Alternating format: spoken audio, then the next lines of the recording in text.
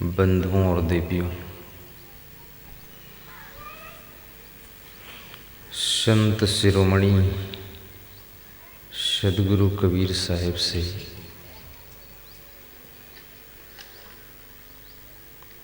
किसी ने प्रश्न पूछा है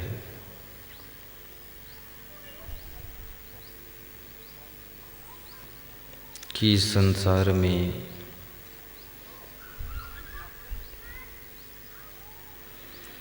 मनुष्य की जब मृत्यु होती है तब उसे लकड़ियों की चिता बना करके उस चिता पर मरे हुए मनुष्य की लाश को लेटा करके फिर आग लगा दी जाती है और आग भी सगा बेटा लगाता है। जिसके बेटा नहीं है तो उसके कोई और सगा होता है तो वो लगाता है और आग मुंह में लगा दी जाती है, मुंह में आग। और एक लंबा बांस लेकर के आधी जली हुई लाश में बांस मार दिया जाता है, खोपड़ी फोड़ी जाती है। ऐसा उत्तर प्रदेश में होता है, इधर मुझे पता है होता है, बस ठीक है।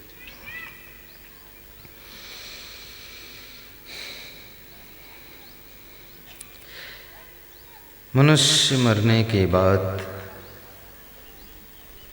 चिता में जलता है। लकड़ी का प्रबंध नहीं है, मौसम खराब है तो फिर 5 फुट गहरा गड्ढा खोदकर 7 फुट लंबा, फिर उस गड्ढे में लाश को रख दिया जाता है और मिट्टी से ढांक दिया जाता है। फिर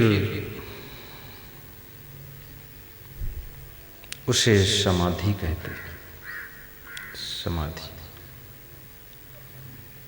यह जमीनों पे तुरबत बनेगी या चिताओं में जलना पड़े। अरबी भाषा में उसको तुरबत कहते हैं।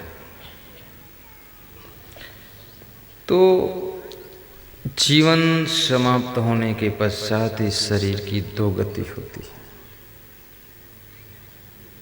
या तो अग्नि चिता में जलना है और या तो मिट्टी के भीतर दब करके सड़ना है। 2 बात। फिर कोई खोदने वाला भी नहीं है, उसका भी प्रबंध नहीं है। तो तीसरी बात आती है कि पास में अगर कोई नदी है तो उस नदी में मुर्दा को प्रवाहित कर दिया जाता है। गंगा नदी हो, नर्मदा नदी हो, यमुना नदी हो, कोई पवित्र नदी हो, ऐसे छोटी मोटी नदी में नहीं, जो बड़ी नदी है उसमें तो लाश बहते बहते चली जाती है। उसे मछलियां खा लेती हैं, कौवा खा लेते हैं, कछुआ खा लेते हैं, बहुत से जलीय जंतु उस लाश को खा लेते हैं। लाश का भंडारा हो जाता है। लेकिन जो लाश मिट्टी में दफनाई जाती है उस लाश में भी कीड़े पैदा हो जाते हैं और वे लाश को खा जाते हैं। लेकिन जो लाश चिता में जलाई जाती है उसको कोई खाता नहीं और राख हो जाती है।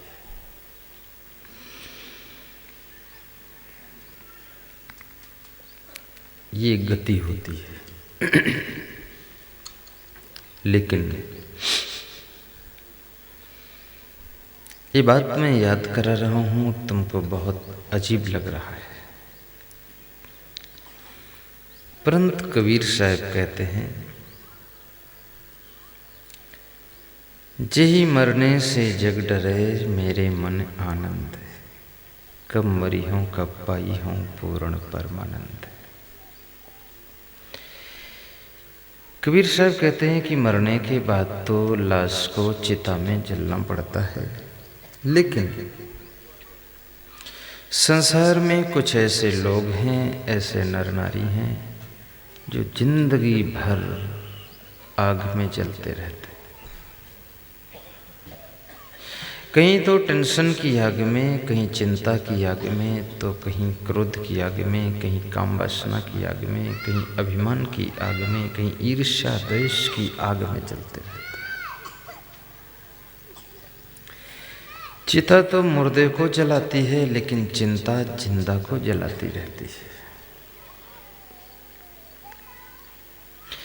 जिनको किसी प्रकार की चिंता हो जाती है उनको नींद नहीं आती है, ये सबसे पहली पहचान है।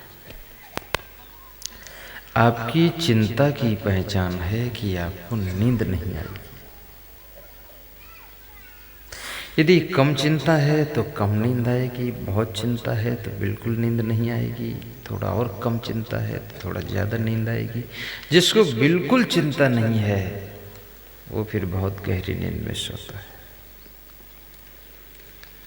और ये बचपन में ऐसी स्थिति ज़्यादा होती है। बचपन में लोग खूब सोते हैं और लोग चाहते हैं कि सदैव बचपन में रहूं, 12 साल का रहूं, 18 साल का रहूं, इच्छा है लोगों की।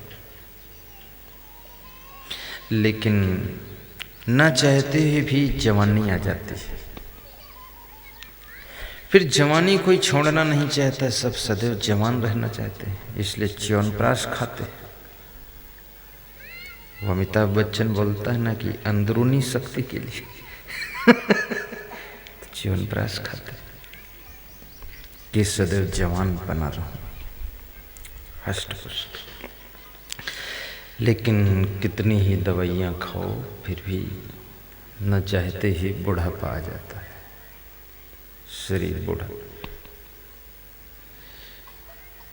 और बुढ़ापा आने के बाद कोई मरना नहीं चाहता, सब अमरता के साथ जीना चाहते कि सदैव अमर रहो।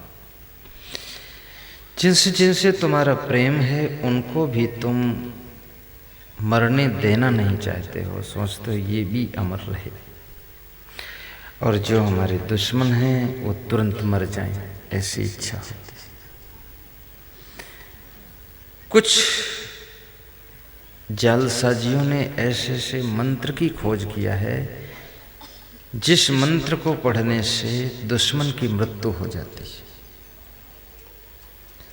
और ऐसे ऐसे मंत्र खोजा है जिसको जाप करने से तुम्हारे किसी प्रेमी की या तुम्हारे निकटी कुटुंब वाले की मृत्यु होना है तो रुक जाती है। ऐसा सुना हूं मैं, पर मानता नहीं हूं।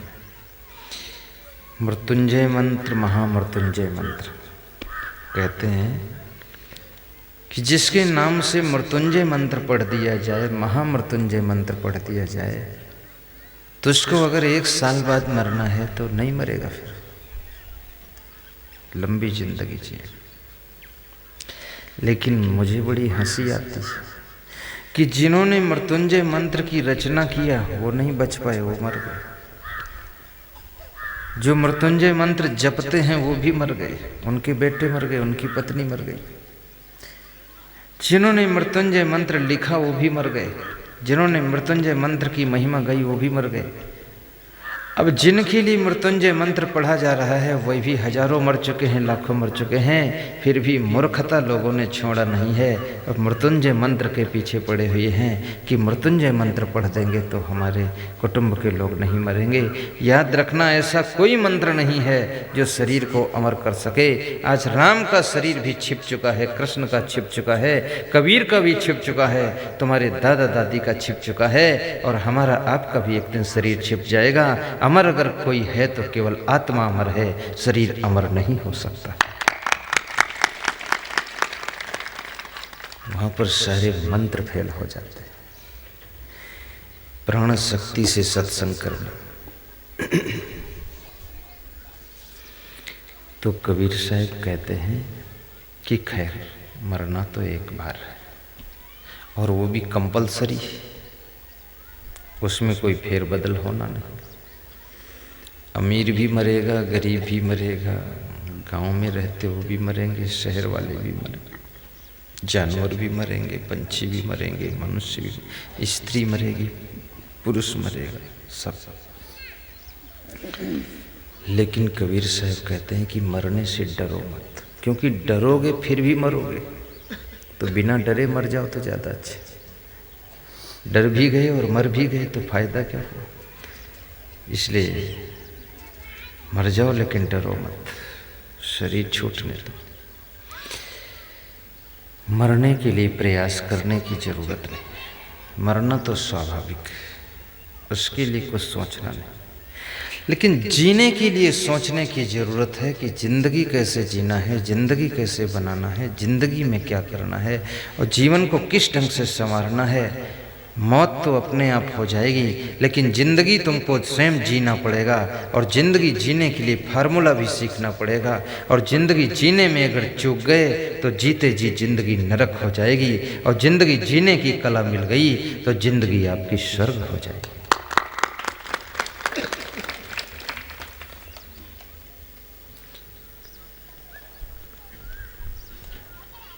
विदुर जी से महाराजा धीराज धृतराष्ट्र ने पूछा,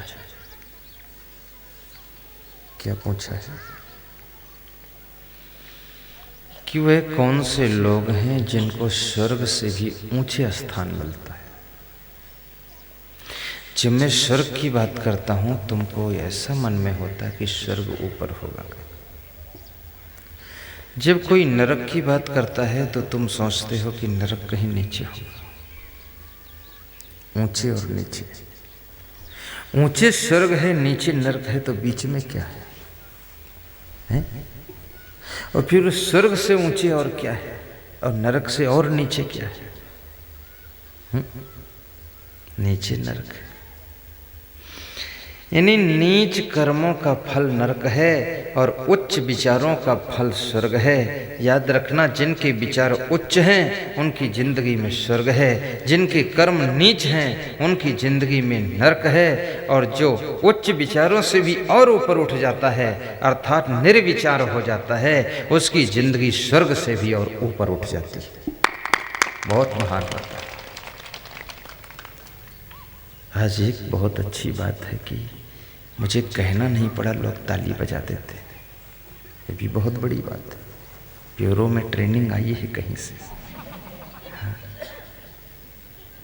इंग्लिश में प्योर को शुद्ध कहते हैं भूपेश भाई, सत्य बात है। प्योर मीन्स शुद्ध होता है इंग्लिश में, और प्योर से ही प्योरो बना है। हिंदी में कोई प्योरो शब्द नहीं। कोई इंग्लिश व्यक्ति ने इस गांव का नाम रखा होगा प्योर। प्योर करते करते ग्रामीणों ने इसको प्योरो कर दिया है। ये प्योर है, प्योर यानी शुद्ध गांव है। और जो शुद्ध होता है वही तो प्रबुद्ध होता है, जो प्रबुद्ध होता है वही गुरुदेव का प्यारा होता है। और वहाँ सत्संग की धारा बहती है तो सबको आत्मबोध भी होता है। ये शुद्ध गांव है। सब लोग अच्छी भक्ति करना और जोर से ताली भी बजाना। ताली बजाने से बहुत फायदे हैं। पहली बात, आपको बीपी जो हो जाता ना लो और हाई, वो नहीं होगा, बैलेंस में रहेगा ताली बजाने से।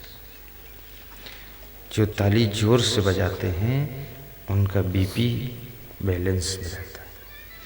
हार्ट अटैक की संभावना 90% कम हो जाती है। शुगर की बीमारी 95% कम होने की संभावना हो जाती है। गैस ट्रबल 99% कम हो जाता है ताली बजाने। ये पॉइंट होते हैं ना, एक्यूपंक्चर चिकित्सा में आपने पढ़ा, ये सब पॉइंट अपने आप दब जाते हैं। सब आपका ट्रीटमेंट चलता है, शारीरिक ट्रीटमेंट। दूसरी बात, ताली बजाने से डाइजेशन भी ठीक होता है। लीवर फंक्शन शुरू कर देता है। और ताली बजाने से वक्ता और श्रोता में तालमेल जमता है। ताली बजाने से लोगों का उत्साह बढ़ता है। ताली बजाने से सुस्ती खत्म होती है और ताली बजाने से हमारा तुम्हारा तालमेल बन जाता है और फिर सत्संग की धारा जोर से बहती है जिसमें सारी बुराइयां बह जाती हैं और फिर प्योर तुम्हारी जिंदगी रह जाती है। उसी का नाम प्योरो है, जहाँ प्योर लोग रहते हैं।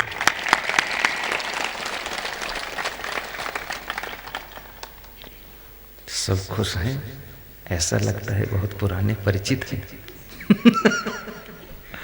हाँ, ये रिश्ता भी हमारा आपका पुराना है, नया नहीं।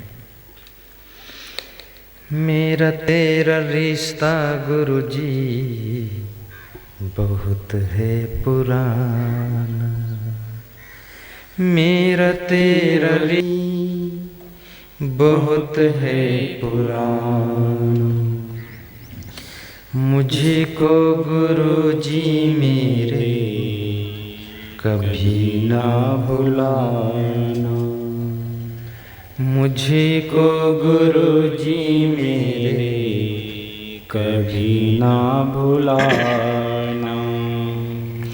साहेब मोहिन बिसारिए लाख लोग मिल जाएं। तेरे लोग गाओ। साहेब मोहिन बिसारिए जो लाख लोग मिल जाएं, हम सम तुम्हारे बहुत हैं, तुम सम हमरे अवगुण मुझ में हजार हैं, तू सद्गुण की खान। कितने प्यारे दोहा, अवगुण हजार। हमारे एक संत सत्संग में सो गया, आज के 18 साल पहले, 15 साल पहले, छोटे छोटे थे, सो गए रात। किसी सज्जन ने कहा कि गुरु जी का चेला सो गया, ये बात ठीक नहीं। तो दूसरा सज्जन बोला मत देखो उसको, अरे वो गुरु के चरणों की इतनी सेवा किया है, छोटा है, 12 साल का है, थक गया है, सो गया है, सत्संग में आया था पंखा चलाने।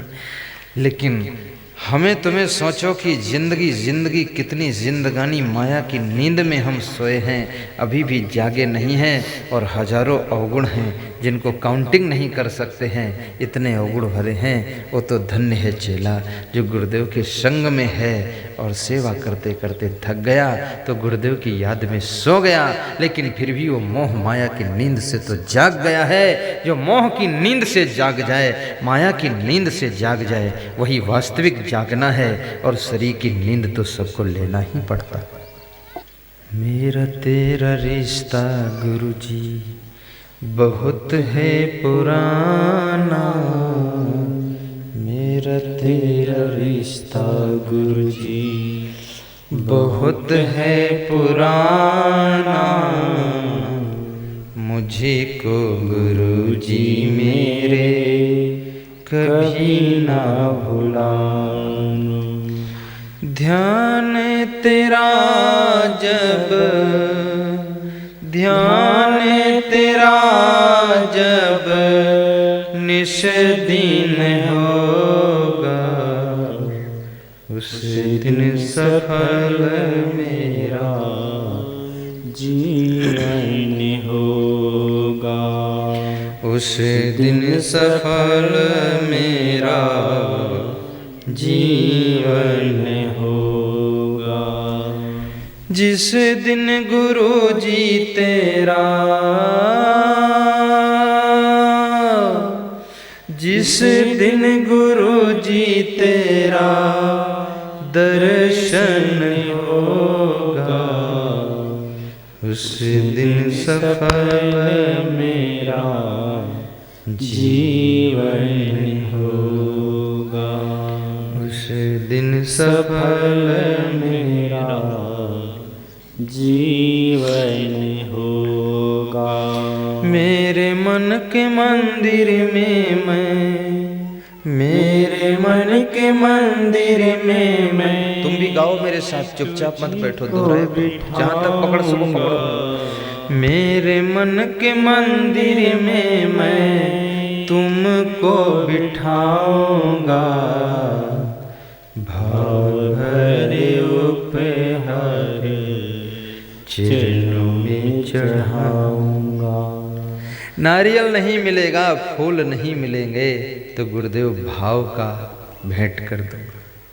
भाव भरे उपहार चरणों में चढ़ाऊंगा। नारियल भेंट करने का अर्थ है नारियल के ऊपर बाल लगे होते ना, और आपके खोपड़ी के ऊपर भी बाल लगे होते।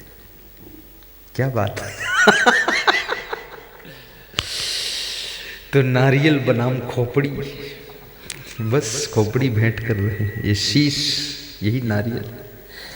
जैसे नारियल का ऊपरी भाग कठोर होता है ना, ऐसे खोपड़ी का भी ऊपरी भाग कठोर होता है, लेकिन अंदर नारियल में कोमल गर्री भरी होती ना, ऐसे खोपड़ी के अंदर भी कोमल गूदा भरा हुआ है। और फिर नारियल में जैसे पानी भरा होता है, ऐसे तुम्हारी खोपड़ी के अंदर खून भरा हुआ है। तो नारियल भेंट करने का सीधा सा अर्थ है कि हे गुरुदेव, आपके चरणों में ये खोपड़ी, ये शीश, ये सिर भेंट करता हूँ, क्योंकि इस खोपड़ी में बड़ा अहंकार भरा हुआ है, इसलिए अपनी खोपड़ी आपके चरणों में झुका देता हूँ। नारियल भेंट करने का यही अर्थ होता है। भाव भरे उपहार चरणों में चढ़ाऊंगा। मैं भाव भरे उपहार चरणों में चढ़ाऊंगा, चरणों में चढ़ाऊंगा, चरणों में चढ़ाऊंगा। आंसुओं की धारा से अचेवन होगा। हे गुरुदेव, ये लोटा का जल केवल लोटा का जल नहीं है, ये तो मेरी आँखों का जल है। लोटा तो सांकेतिक है, लेकिन वास्तव में आँखों से आंसुओं की धारा आपके चरणों पे गिरा है। आंसुओं की धारा से अचेवन होगा। सुदामा और कृष्ण का मिलन जब हुआ है द्वारिका में, तो कृष्ण ने सुदामा के चरण पानी से नहीं धोया है, क्योंकि पानी समुद्र का खारा था। तो कृष्ण कहते हैं समुद्र का पानी भी खारा है, आंखों के आंसू भी खारे हैं, तो खारे से ही धोना है तो समुद्र के जल की क्या जरूरत है। फिर खारा तो आंखों का आंसुओं का जल है, तो आंसुओं से ही धो देता हूँ। वास्तव में वह आंसू केवल आंसू नहीं थे, वह प्रेम का जल था जो चरण पखारे हैं सुदामा के कृष्ण ने। कृष्ण कितना विनम्र हैं, कृष्ण कितना सरल हैं, कृष्ण कितना मधुर हैं कि सुदामा के चरणों को आंसुओं से धो रहे हैं। वास्तव में जब चरण पखारना तो पानी से भी पखारना, लेकिन साथ साथ में 2 बूंद आंसू भी डाल देना, तो आप कृष्ण बन जाओगे और गुरुदेव सुदामा बन करके तुम्हारी दीनता को मिटा देंगे। आंसुओं की धारा से अचेवन होगा। उस दिन सफल मेरा जीवन होगा। जिस दिन गुरु जी तेरा, जिस दिन गुरु जी तेरा दर्शन होगा। कितने दिनों से लोग पोस्टर में मुझे देख रहे हैं, कैसे होंगे, ऐसी पगड़ी होगी, ऐसा मुस्कराते होंगे, ये झूठ मूठ मुस्कराए हैं कि सही मुस्कराते होंगे, ऐसे दांत होंगे गुरु जी के, आ जाएं तो देखेंगे जरूर दांत उनके। सब इंतजार में थे लोग। उस दिन सफल मेरा जीवन होगा।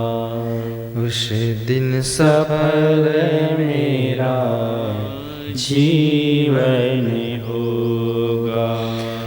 गुरु समान दाता नहीं, याचक शीश समान। 3 लोक की संपदा सो गुरु दीनी दान। गुरु गोविंद दो खड़े काके लागू पान।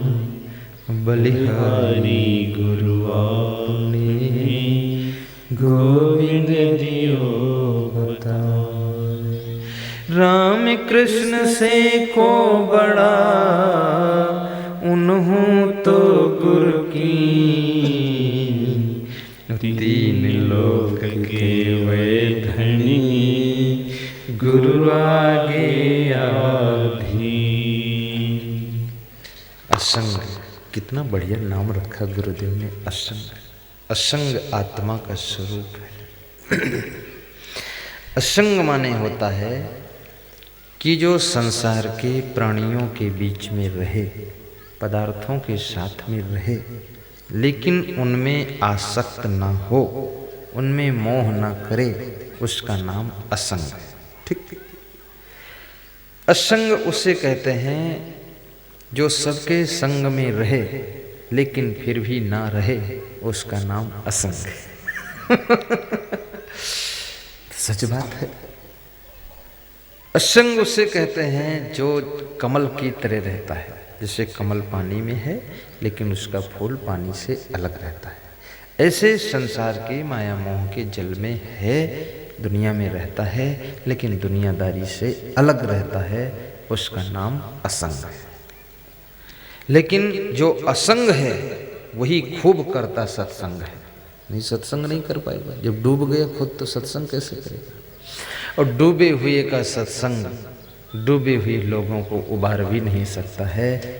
जो स्वयं डूबने से बच गया वही डूबने वालों को निकाल सकता है। भाइयों और बहनों, इसलिए सबसे पहले प्रवचनकार को, कथाकार को असंग होना जरूरी है। अगर वो असंग नहीं है, निर्लिप्त नहीं है, निर्विकार नहीं है, अगर वह व्यक्ति अनासक्त नहीं है तो कहीं माया मोह में फंस जाएगा, डूब जाएगा, बुराइयों में जकड़ जाएगा, तो तुमको कैसे पार करेगा। इसलिए माया मोह के कीचड़ से जो पार है उसका नाम असंग है। जिसका नाम असंग है वो करता खूब सत्संग है। जब करता खूब सत्संग है तुम्हारे जीवन का बदल देता रंग है, बदल देता ढंग है, उसी का नाम असंग है और वही हम हैं। बात खत्म।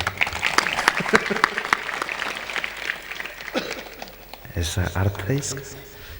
पहली बार ज़्यादा अर्थ बताया हूँ, नहीं बताता नहीं, शर्मा जाता हूँ, क्योंकि मेरे नाम का अर्थ मैं बताऊँ तो थोड़ा गलत है ना। उसमें गलत क्या है। मेरे नाम का मैं नहीं बताऊँगा तो मेरे नाम का दूसरा क्यों बताएगा। मुझे ही बताना चाहिए, ढंग से बताऊँगा। तो मैंने आपसे शुरुआत किया था कि सदगुरु कबीर साहब से किसी ने प्रश्न पूछा है, ये बात थी। अभी ना तो प्रश्न पूरा कह पाया हूँ ना उत्तर दे पाया हूँ। 1 घंटा हो गया है, इतना लंबा सत्संग है। किसी ने पूछा है कि संसार में मरने के बाद ये शरीर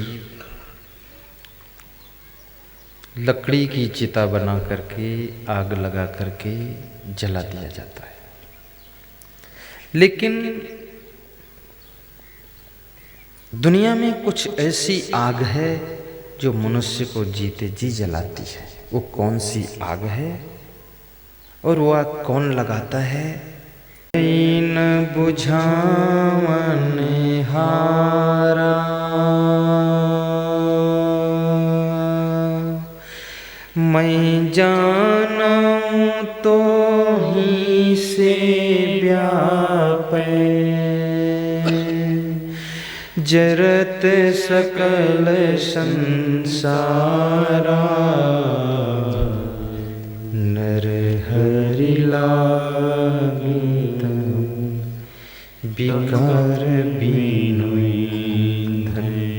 समझना, बीजक का शब्द है, इसी की व्याख्या करना है मुझे। नर हरि लागित विकार बीनुई धन। मिलै न बुझावन हारा साहब कहते हैं कि हे नर, हे इंसान, तू हरि में लग जा, अर्थात भक्ति में लग जा, सत्संग में लग जा, सतमार्ग में लग जा, अच्छे कर्मों में लग जा।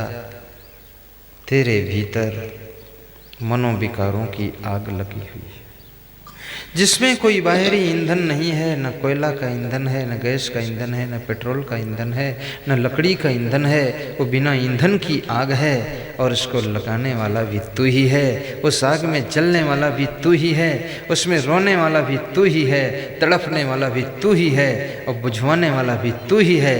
लेकिन आज तक तुझे कोई बुझाने वाला सदगुरु नहीं मिला है। ऐसा कोई सदगुरु मिल जाता, सत्संग के जल की वर्षा कर देता, अमृत ज्ञान की वर्षा कर देता, तो तेरे भीतर लगी हुई आग बुझ जाती और तेरा मन मंदिर हो जाता, दिल देवालय हो जाता, तन तीर्थ हो जाता और जिंदगी स्वर्ग हो जाती। नरे हरि लागी विकार बिनु ईंधन, मिलई न बुझावने हारा। मैं जानूं तो ही से व्यापे, जरत सकल संसारा।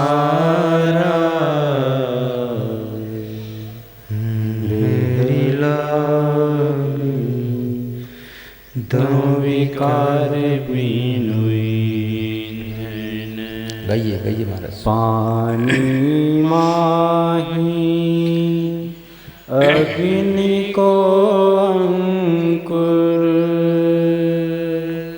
पानी माही अग्नि को अंकुर, जरत बुझावे पानी। एक नजर जरई नारी, युक्ति न काहू जानी। नरे हरि लागी विकार बिनु ईंधन। साहब कहते तेरी दशा ऐसे है जो दशा पानी की है। पानी को कोई आग जलाकर खौला देता है तो पानी जलने लगता है, पानी में हाथ डालो तो जल जाता है हाथ। लेकिन जलता हुआ पानी, खौलता हुआ पानी कोई जलती हुई आग पर डाल दो तो उसको बुझा देता है। हे इंसान, तेरे भीतर भी यही हुआ है। ये मनोविकारों की आग तेरे अंदर प्रवेश कर चुकी है, तो तू शीतल जल के समान तेरी आत्मा शांत है, तृप्त है, शीतल है। लेकिन तेरे अंदर वो मनोविकारों की आग दग्ध हो रही है। परंतु तेरे भीतर वो भी शक्ति है कि धीरे धीरे अगर मनोविकार दूर हो जाएं तो तू शीतल शांत जल के समान है।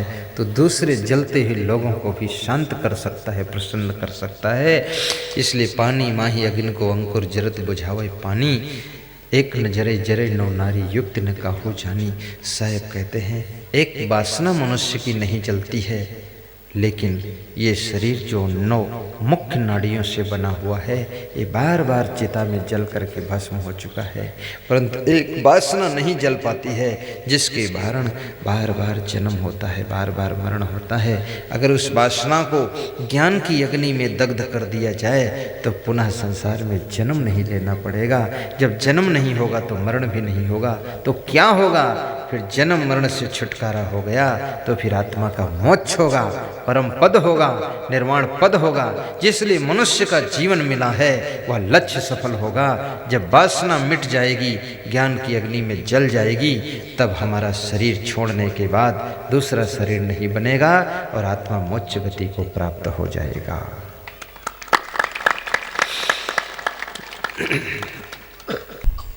श्री कृष्ण गीता में कह रहे हैं, गीता से भी सुना सकता हूँ थोड़ा, है? कोई बुरा तो नहीं लगा? ऐसा ना हो कृष्ण को पीछे पकड़ के मारो तो मेरे को बोलो कि गीता क्यों बोला। मैं गीता नहीं बोल रहा हूँ, ना गीता बोल रहा हूँ, ना सीता बोल रहा हूँ। मैं तो तुम्हारी जिंदगी के गीत बोल रहा हूँ। और इसलिए बोल रहा हूँ कि जिंदगी की जीत हो जाए, इसलिए जिंदगी के गीत बोल रहा हूँ। गीता तो बहाना है, सीता भी बहाना है, सब कुछ बहाना है। सिर्फ इतना ही करना है कि आपका मन जहाँ जहाँ फंसा है वहाँ से मन को छुड़ाना है। बाकी सब मेरा बहाना है, आपको छुड़ा करके मोक्ष की ओर ले जाना। यथा एधांसि शमिद्धोऽग्निः भस्मसात् कुरुते तथा ज्ञानाग्निः सर्वकर्माणि भस्मसात् कुरुते अर्जुन। श्री कृष्ण कहते हैं कि हे अर्जुन, जैसे प्रज्वलित आग में गीली लकड़ी डाल दो तो भी जल जाती है, प्रज्वलित आग में गीली लकड़ी भी जल जाती है, इसी प्रकार से प्रचंड ज्ञान की अग्नि में समस्त यावन मात्र कर्म जल करके भस्म हो जाते हैं। जीव कर्म के बंधनों से छुटकारा पा जाता है। इसलिए मनुष्य को ज्ञान की अग्नि में अपने कर्मों को भस्म करने का प्रयास करना चाहिए।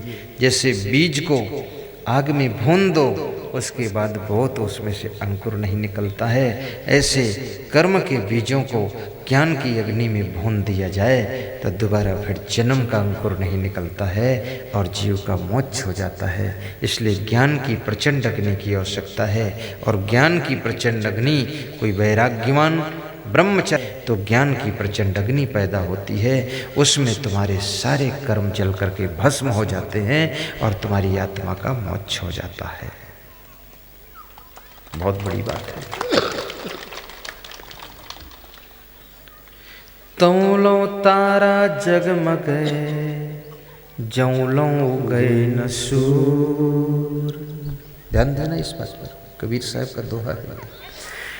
तौलो तारा जगमगे जौलों उगई न सूर। तौलो जीव कर्म बस भूटोले जौलों ज्ञान न पूर। जब तक सूर्य उदय नहीं होता है तब तक तारे चमकते हैं, जगमगाते हैं। सूर्य की उदय होते थी तारे छिप जाते हैं। ऐसे जब तक पूर्ण ज्ञान उदय नहीं होता है तब तक ये जीव कर्म के बस डोलता है, फिरता है, जन्मता है, मरता है। और ज्यों ही पूर्ण ज्ञान उदय हो जाता है तो जन्म मरण के बंधन से छूट जाता है, आना जाना बंद हो जाता है। डोलना इधर उधर, आना जाना यानी जन्म मरण होना बंद हो जाता है और जीव का परम मोक्ष हो जाता है। इसलिए भाइयों, परम ज्ञान की आवश्यकता है।